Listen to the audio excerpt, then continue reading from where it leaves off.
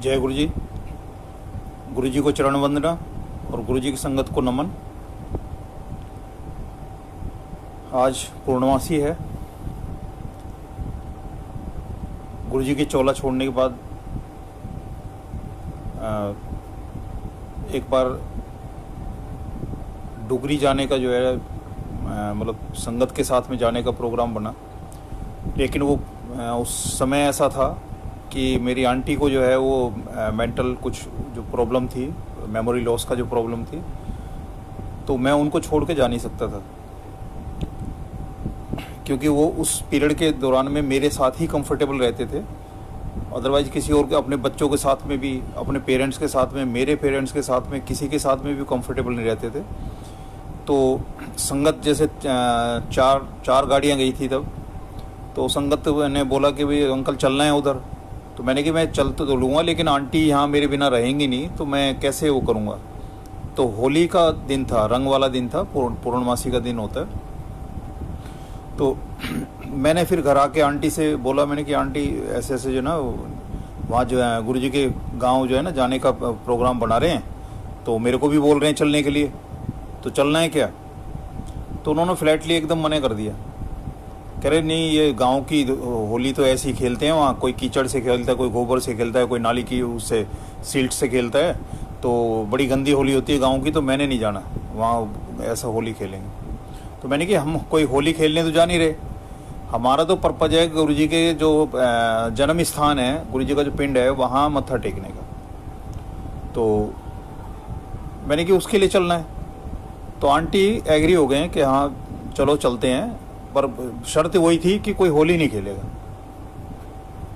क्यों, पहले बड़े मंदिर में जैसे एक बार होली में अंदर हम चले गए थे, तो कुछ संगत ने कलर वगैरह लगाया था, फिर वहाँ के फर्श वगैरह पे काफ़ी सफाई करने के बाद जो वो छूटे थे, तो उसके बाद से तो बंद ही कर दिया है बड़े मंदिर में। अगर कोई तिलक लगा के भी जाता है, चाहे वो चंदन का ही तिलक हो, लेकिन वो उसको एंट्री नहीं करते, इसी वजह से कि अंदर की जो है व्यवस्था बनी रहे। ऐसे दिवाली पे कई दफ़े जो है ना अंदर जाके मोमबत्तियाँ लगाया करती थी संगत, तो अंदर पूरा मंदिर में अगले दिन पूरा 1 बोरा करीब जो है ना वो निकलता था, मोम निकलता था। उसके बाद से फिर वहाँ दिवाली पे भी जो है ना अंदर मोमबत्तियाँ वगैरह जो है ना वो चलाना और वो सब लगाना बंद कर दिया था, वो बाहर ही लगता है। तो हमने कहा भाई हम होली थोड़ी खेलने जा रहे हैं, हम तो गुरु जी के यहाँ जो है ना मत्था टेकने जा रहे हैं उनको, उनके जो पिंड में जो है जन्म स्थान पे। तो यहाँ से हम सुबह अर्ली मॉर्निंग निकले 5 बजे करीब, 4 बजे का प्लान था, 5 बजे करीब यहाँ से निकले।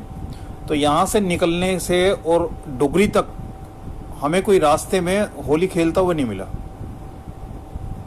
कोई किसी मतलब एक भी कोई बंदा जो है ना पूरे रास्ते होली NH1 पे गए, फिर उधर खन्ना से जो है ना लेफ्ट में होके भी गए वहाँ तक, लेकिन डुगरी तक कोई खेलता नहीं मिला।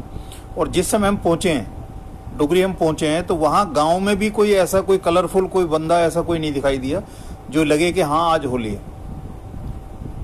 या तो गुरुजी ने, जो आंटी ने एक वो की थी कि मैं गांव की गंदी होली होती है और मैं होली नहीं खेलना, वहाँ सब ऐसा करते हैं, तो गुरुजी ने ऐसा किया कि पूरे रास्ते जाते हुए पूरे रास्ते जो है ना होली का कोई ऐसा रास्ते में कोई रंग खेलता नहीं दिखाई दिया, होली खेलता ही नहीं दिखाई दिया ना, गांव में ऐसा कोई रंग कलरफुल दिखाई दिया। और हम वापस आए तो पूरे रास्ते गुरुजी ने वो होली वाला जो आंटी के दिमाग में था कि होली गंदी होली खेलते हैं और मैंने होली नहीं खेलनी है, और उसके लिए तो वो गुरुजी ने एकदम से यहाँ से लेकर वहाँ और वहाँ से लेकर वापस आने तक, क्योंकि लेट नाइट में आए थे, तो लेकिन होली खेलता हुआ हमें कोई नहीं मिला। ऐसे एक बार पूर्णमासी का दिन था, तो संगत ऐसी पहले जब भी कभी ऐसा मौका आता था, कभी दिल अंदर से आवाज़ आती थी, तो हम चल दिया करते थे डुगरी के लिए। तो हम यहाँ से जो है 5 गाड़ियाँ करीब, 5 गाड़ियाँ थी उस बार, 5 गाड़ियाँ करीब वहाँ हम गए, और वहाँ जाके हमने डुगरी गए। तो वहाँ नई संगत थी हमारे साथ, जो नई संगत थी, एक तो वो संगत थी जो बड़े मंदिर या छोटे मंदिर गुरु जी के पास पहले नहीं गए थे, फर्स्ट टाइम ही डुगरी गए थे। एक संगत थे जिनके पास बेटियां थी, बेटा कोई नहीं था, इशू नहीं था। तो जब हम बापूजी से मिले थे वहाँ, बापूजी के साथ मिले, उनके चरण स्पर्श किए, उनके पास बैठे, उन्होंने हालचाल पूछे। तो उन्होंने बापूजी को नहीं बताया था, तो उन बापूजी ने उन्होंने उनसे बात करनी शुरू कर दी। तो जो बात करने का स्टाइल था वो ऐसा ही था जैसे कि गुरुजी का जो स्टाइल था, टोन वही थी। तो उसी में उनसे पूछा, तो उन्होंने बापूजी ने एक उपाय उनको बताया था कि ये जो है ये आप कर देना तो मुंडे के लिए। और वो जो उपाय बताया था वो डुगरी के रास्ते में ही ऐसी जगह पड़ती है जहां उपाय किया जा सकता है, जहां दो नहर जाके मिलती हैं। उसमें कुछ उन्होंने बापूजी ने बोला था कि प्रवाहित करने का, कि भाई ये ऐसे ऐसे कुछ करके और प्रवाहित करने का था। तो बापूजी ने बोला कि जहां दो नहर आपस में मिलती हैं वहाँ जो है ना आपने वो करना है। और वो बिल्कुल डुगरी से निकलते जब आगे चलते हैं तो वहाँ एक पॉइंट आता है जहाँ दो नहरों का मिलान होता है। तो उन अंकल ने जो है ना वहीं पहले ही डुगरी से निकलते ही जो है ना वो खरीदे थे बीच में से, और वहाँ जाके वो प्रवाहित किए जैसे बापूजी ने बताया था। और उसके बाद गुरुजी की कृपा से उनके मुंडा ब्लेस हुआ। आज उनके पास जो है ना बेटा है। दो ऐसे एक्सपीरियंस है बापूजी के साथ में कि उनके साथ हुआ। एक दूसरे अंकल थे, वो जब गए थे पहली बार हमारे साथ गए थे, तो उनके अंदर जब हम बापूजी के साथ बैठ गए तो अंदर एक साथ सारे गए थे, आगे पीछे कोई नहीं गया, एक साथ ही एंट्री की थी सबने। तो बापूजी ने उस बार भी ऐसे ही एक अलग से वो टोन थी जो गुरुजी की थी। तो उनसे लड़के के बारे में पूछा कि लड़का मतलब उनका बाहर था, इंडिया से बाहर था लड़का, और मेरी तो नॉलेज में नहीं था। बापूजी को किसी ने बताया नहीं, ना कोई बात हुई, उनके साथ ही गए। तो जब हम उन्होंने हालचाल पूछ लिए, सब कुछ कर लिया, जब हम बाहर निकल के आए और वापसी आ रहे थे तो उस समय वो अंकल बोले कि नहीं अंकल, वो बापूजी को जो है ना वो बच्चों के बारे में किसी ने बताया। तो हमने सबने बोला कि हमारी तो कोई बात नहीं, आपके साथ ही हम अंदर गए थे। तो कह रहे बापूजी को कैसे पता लगा कि भाई जो है ये हमारे बच्चे जो है ना बाहर हैं। तो बापूजी की भी मतलब ये दो ऐसे एक्सपीरियंस रहे हैं कि जैसे ऐसे लगता था जैसे साक्षात गुरुजी सामने बैठ के जो है ना वो उसी वही टोन और उसी तरह की कि बिना उनको बताए, दोनों केस में उनको बापूजी को कुछ नहीं बताया गया। और बापूजी ने जो अपनी तरफ से जो बताया वो 100% सच था। पहले जो अंकल जिनका पहले मैं जिक्र कर रहा हूँ उनके यहाँ मुंडा नहीं था तब तक, और बापूजी ने उपाय बताया, उसके बाद जो है वो उनको बेटा ब्लेस हुआ है और उनके बच्चे बाहर थे। और बिटिया एक यहाँ थी, बड़े वाली बिटिया थी, वो संगत के साथ मैंने संगत में ही शादी हुई और अभी फिलहाल ऑस्ट्रेलिया में वो दोनों भी। एक बार ऐसी इसमें जो आंटी थे जो फर्स्ट टाइम गए थे, ना डुगरी मतलब ना इसमें गए थे, आपके बड़े मंदिर गए थे, ना एम्पायर स्टेट गए थे कभी, और फर्स्ट टाइम जो है संगत के साथ में वो उनको डुगरी जाने का, बड़ी आंटी और उनकी बेटी थी वो दोनों वहाँ गए थे। तो वहाँ जाके उस दिन पूर्णमासी थी, तो पूर्णमासी को जो है उसमें जलंधर में जो 300 डिफेंस कॉलोनी जो एड्रेस है गुरु जी का मंदिर है, उसमें जो है वहाँ लंगर होता है, ये पता था। तो हम आपस में आने था दिल्ली, लेकिन आपस में बातचीत चल निकली, कहने लगे भाई जब यहाँ तक आए तो आज तो पूर्णमासी है, तो अगर गुरु जी की कृपा हुई तो जो है ना जलंधर में लंगर का भी वो देख लेंगे, लंगर भी खा के चले हैं जलंधर का। उससे पहले मैं नहीं गया था कभी भी जलंधर, क्योंकि गुरुजी ने जब गुरुजी दिल्ली बैठा करते थे एम्पायर स्टेट में, जलंधर में जिस संगत को गुरुजी बोलते थे, आज्ञा देते थे, वही संगत जो है जलंधर मंदिर जाके मत्था टेकते थे। अदरवाइज जो है ना वैसे नहीं था कि जो जैसा दिल करे वैसे कभी भी उठ के चला जाए। तो जब हम बात हुई कि भी चलो देखते हैं, अगर अंदर खुला होगा और लंगर की बात है तो वहाँ चलते हैं, हम गए जी। वहाँ जाने के बाद जब गए तो बड़ा ऐसे मतलब वेलकम हुआ, जब बताया कि दिल्ली से आए हैं, ऐसे ऐसे संगत हैं, तो बड़ा अच्छा वेलकम हुआ, बिल्कुल बहुत बढ़िया। और वहाँ जो है सुदाम अंकल जो हैं उन्होंने बड़े उससे बैठाया सबको, और जब उसका आरती की हुई तो दिल्ली वाली संगत को सबसे पहले बुला के जो है उन्होंने अंकल ने आरती कराई।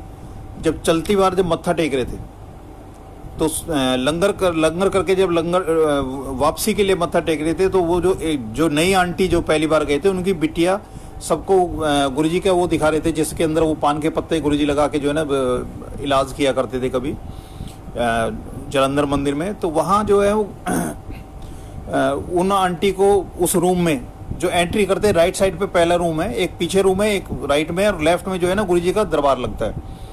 तो राइट साइड में जो पहला है, जब एंट्री करते राइट साइड में पहला है, उस रूम में जब हम गए तो गुरुजी की गद्दी रखी हुई थी और वहाँ सब मत्था टेक रहे थे, पूरा साष्टांग प्रणाम कर रहे थे, मतलब जमीन पे पूरा लेट के प्रणाम कर रहे थे। लेकिन वो जो नई आंटी थी, उनकी बिटिया ने क्या किया कि ऊपर से ऐसे ही जो है ना, जो आजकल एक फैशन चल रहा है कि बच्चे क्या करते हैं कि पूरा चरणों में हाथ नहीं लगाते, वो गोडे से ऊपर ही हल्का सा झटका देके जो है ना ऊपर खड़े हो जाते हैं। तो ऐसी आंटी ने किया कि बिना झुके ही जो है ना ऐसे करके वो करने लगे। तो जैसे ही उन्होंने किया तो मेरे मुंह से जो है वो निकल गया। मैंने कहा आंटी, गुरुजी को प्रॉपरली मत्था टेकने से स्पाइनल कॉर्ड की बीमारियां भी ठीक होती हैं। इससे पहले ये वर्ड मैंने अपनी लाइफ में कभी यूज नहीं किया, ना उसके बाद किया, ना कभी जरूरत पड़ी, लेकिन उस दिन मेरे मुंह से निकल गया। और उन आंटी ने अपने एक्सक्यूज देने शुरू किया कि नहीं, मेरे ऐसे ऐसे प्रॉब्लम है, ये है, इस वजह से मैं जो है ना ये नीचे झुकने के बजाय जो है ना मैंने ऐसे मत्था टेका है। लेकिन फाइनली क्या किया कि उन्होंने वहाँ पूरा प्रॉपरली तरीके से जो है ना मत्था टेका, जमीन पे जो ना सिर झुकाया अच्छे से, और बाहर आ गए। तो मैं पहले दूसरी कार में था। जब वापसी दिल्ली के लिए चलने का टाइम हुआ तो उस समय उन आंटी की कार में मेरे को बैठा दिया गया, वो शिफ्ट कर दिया कि वापसी में जिस हिसाब से दिल्ली के अंदर आके अपने अपने घरों में जाएंगे उस हिसाब से एडजस्ट करके वापस कर दिया। तो जैसे ही मैं उनके सामने बैठा, वो पहले बैठे हुए थे अंदर जाके और मेरे को बाद में बैठाया गया। तो जैसे ही सामने बैठा तो आंटी ने एकदम छूट से पूछा कि अंकल, आपने बोला था कि भाई वो अंदर की वो जो स्पाइनल कॉर्ड की वो ठीक होती हैं। मैंने कहा आंटी, तो मुझे लगा कि मैंने कहा अब ये जो है ना मेरा अंग्रेजी में हिंदी करेंगी, थोड़ी उसमें थे कॉन्वेंट के पढ़े हुए, तो मुझे लगा, मैंने कहा वो बोलेंगे, वहाँ तो कुछ बोले नहीं क्योंकि गुरुजी के दरबार में थे, मंदिर था, तो इस वजह से वहाँ तो कुछ बोले नहीं। लेकिन अब यहाँ आके जो है ये करेंगे। तो उन्होंने जो अपनी बात बताई कि अंकल, जिस समय आपने मेरे को टोका था, मेरे को एक्चुअल में स्पाइनल कॉर्ड में प्रॉब्लम है और उसकी वजह से मैं झुक नहीं पाती। और मैं क्योंकि दिल्ली से इधर गए तो एक ही दिन में इतना सफ़र किया तो मैं जलंधर तक पहुँचते पहुँचते मेरे कमर की ऐसी हालत हो गई थी कि मुझे ये लग रहा था कि अब यहाँ से पहले हॉस्पिटल जाऊँगी या घर पहुँचूँगी। तो लेकिन जब आपने मेरे को बोला कि भाई स्पाइनल कॉर्ड की होती है और मैंने प्रॉपरली मत्था टेका है, और मत्था टेकने के बाद मैं जैसे ही खड़ी हुई हूँ उसके बाद से मैं अभी कंफर्टेबल लग रही हूँ। अब नहीं मेरे को लग रहा कि मेरे को कि हॉस्पिटल जाना पड़ेगा या कि किसी डॉक्टर की वो करनी पड़ेगी। यानी कि एक शब्द मुंह से निकलवा के, एक्चुअल में मुझे तो नहीं पता था उनको कौन सी बीमारी है, क्या बीमारी है, लेकिन गुरुजी को पता थे। तो गुरुजी ने वो एक शब्द निकलवा दिया मुंह से कि स्पाइनल कॉर्ड की बीमारियां ठीक होती हैं, और उन्होंने प्रॉपरली मत्था टेका और मत्था टेकने के बाद जो है वो मतलब इंस्टेंटली ठीक हो गए। एक बार मेरे ऑफिस से हम मंडे को कई दफ़े लंच टाइम में जो है मंडे को मत्था टेकने के लिए जाते थे, तो उस समय भीड़ बहुत कम होती थी। यानी कि 1 घंटे के अंदर हमारा जो है ना जाने का, मत्था टेकना और चाय प्रसाद या समोसा प्रसाद जो भी गुरुजी खिलाते थे वो लेके हम मैं ऑफिस आ जाते थे पूरे 1 घंटे में। तो एक गाड़ी में हम 5 लोग ऐसे जाते थे। तो मेरे ऑफिस में एक मेरे कुलीग थे, तो वो मेरे साथ गए और साथ जा रहे थे। तो मंदिर से पहले ही उनको जो है उसमें गर्दन उनकी अकड़ गई और एक तरफ को ऐसे अटक गई और बहुत तेज उनको पेन होने लगा।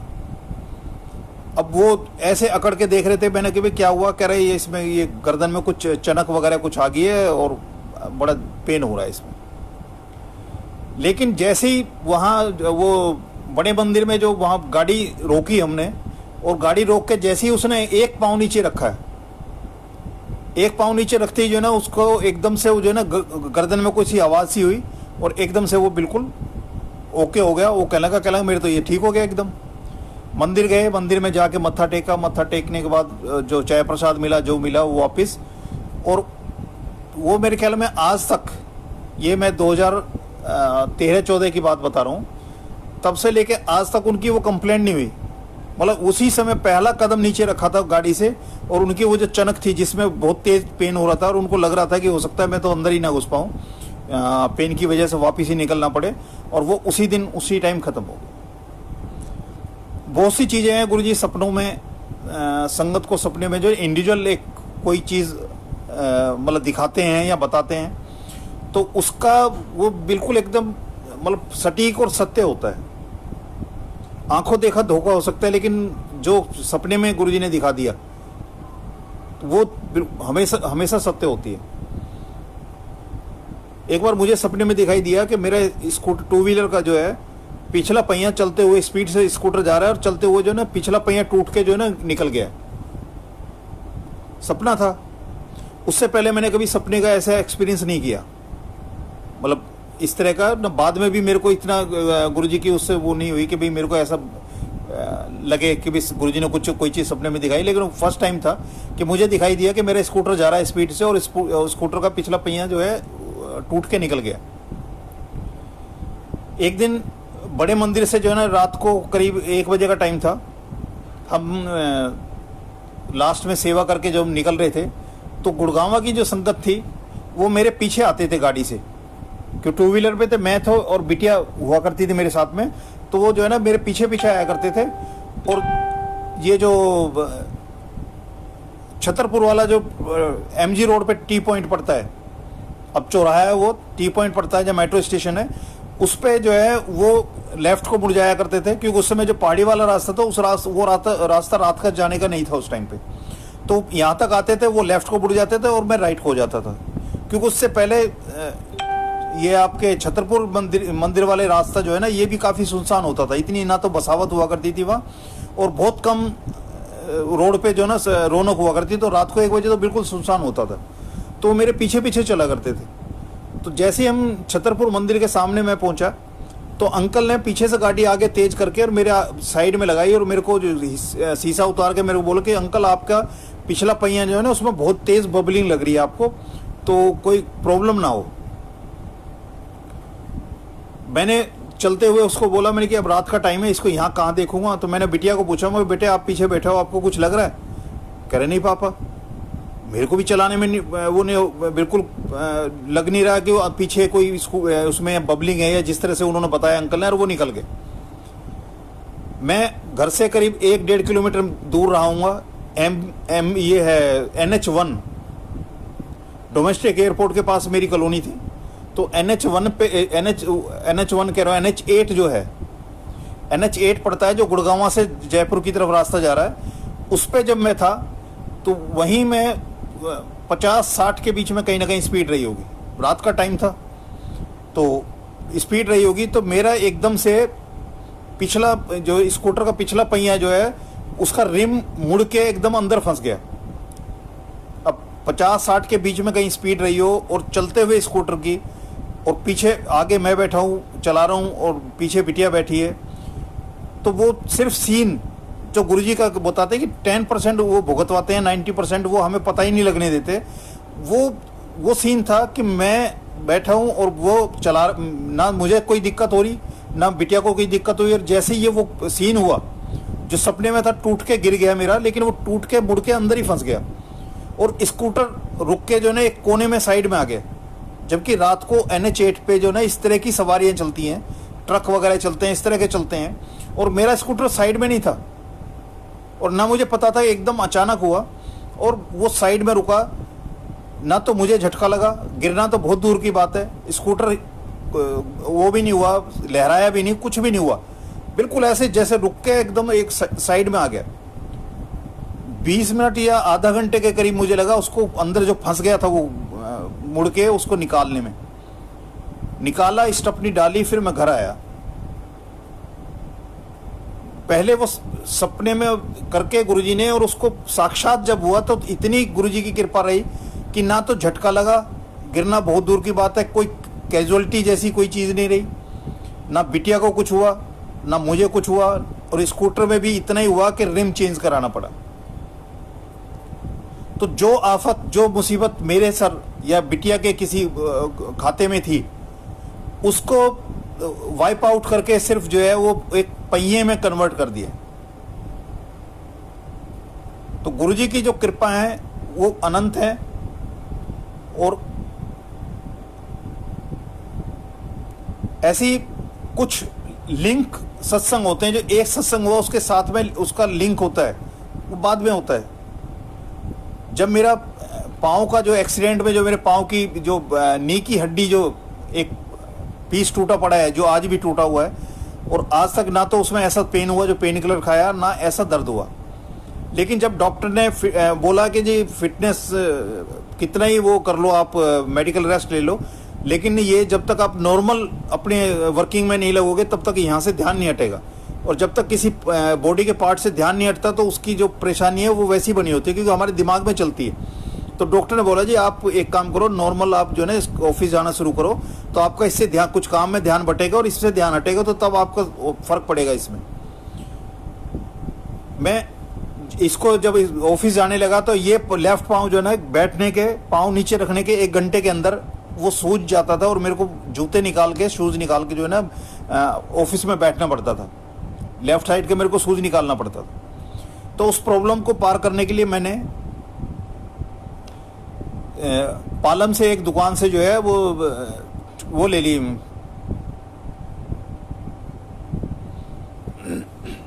सैंडल। बेटे को लेके गया, सैंडल लिया, लेके आ गया। तो 2-2.5 महीने मेरे को हुए थे।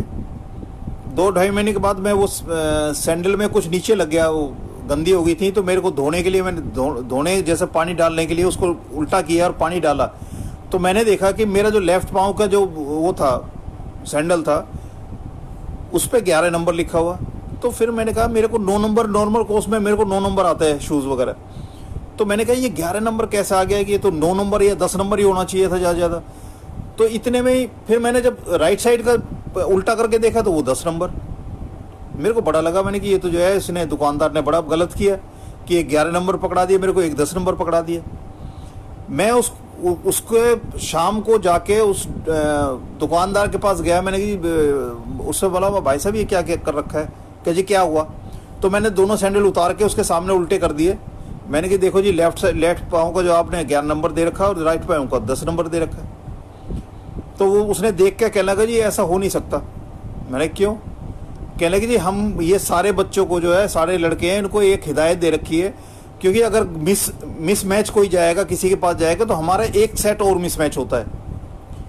तो हम कोशिश ये करते हैं कि फाइनली जब इसको मैं डालते हैं ग्राहक को देने के लिए, तो उसको चेक जरूर करते हैं कि एक ही नंबर जा रहे हैं दोनों। और ये जो लॉट था, जो ये जो सैंडल है, इसका सारे पीस बिक चुके हैं। और आज तक कोई भी, जैसे आप कंप्लेंट करने आए हो, अगर आपके साथ मिसफिट गया है तो किसी और के साथ भी गया होगा। तो कह रहे जी कोई आज तक किसी की कंप्लेंट नहीं आया, आप ही आए हो। तो क्योंकि उसके पास कुछ था ही नहीं, मैं उसको बोल के और मैं घर आ गया। बात आई गई होगी। ये मतलब वो उसके बाद में करीब 2012-13 की बात है। एक हम चाय पी रहे थे, तो ऐसे ही किसी को मैं ये सत्संग सुना रहा था, वो सैंडल वाला। तो तब मेरे को एक स्ट्राइक हुआ, यानी कि 2008 से लेके और 12-13 तक मुझे पता नहीं लगा कि ये गुरुजी की कृपा है। और मुझे तब स्ट्राइक हुआ, मैंने कि जो मेरी पाँव की स्थिति थी, जो पाँव की पोजीशन थी सूजने के बाद में, वाकई में मेरे को एक 10 नंबर आना था राइट पाँव का, और लेफ्ट पाँव का 11 नंबर आता।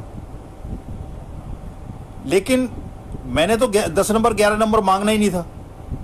और अगर मैं मांगता भी तो वो तो दोनों सेट देता, करे जी दोनों ले जाओ, ऐसा तो कोई वो नहीं करेगा। मैं सोच रहा था उसने गलती की, दुकानदार ने गलती की।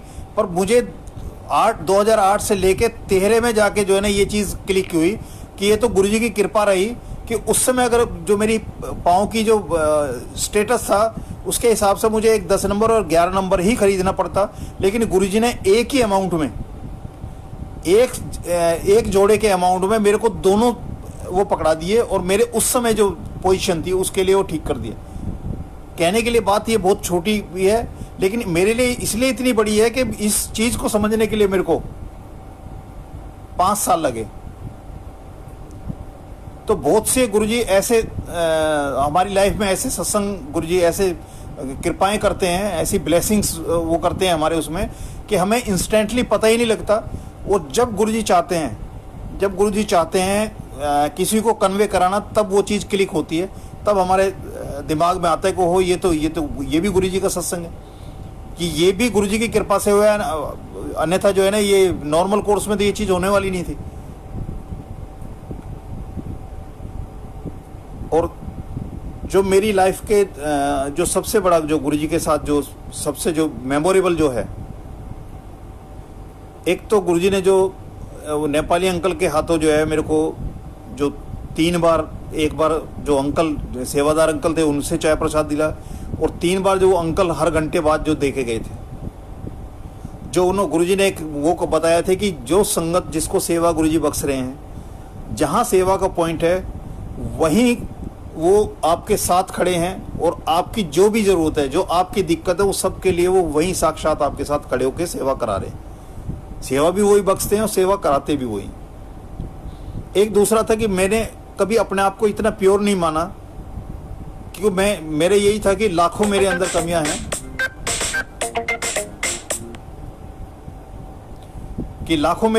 कमियां हैं, और मैं गुरुजी को इतनी प्योर सोल को, मतलब गुरुजी को, सदगुरु को कैसे उनको छू उनके चरणों को कैसे छुआ जाए, मेरे अंदर कभी हिम्मत नहीं हुई,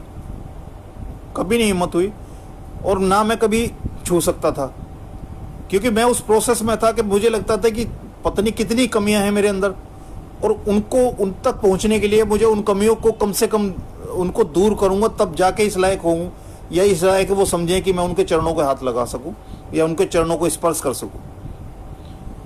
लेकिन एक बार एम्पायर स्टेट में गुरुजी जो है ना, जब 7 बजे जैसे ही वो खुलता था, गेट खुलता था, तो लगभग पहली जो संगत होती थी, जो एंट्रेंस वाली थी, उनके बीच में जो है ना मैं अपने आप को पाता था, क्योंकि मेरी कोशिश यही होती थी कि 7 बजे से पहले मैं जो है ना गुरुजी के वहाँ गेट के सामने, बंद दरवाजे के सामने जाके बैठ जाऊँ।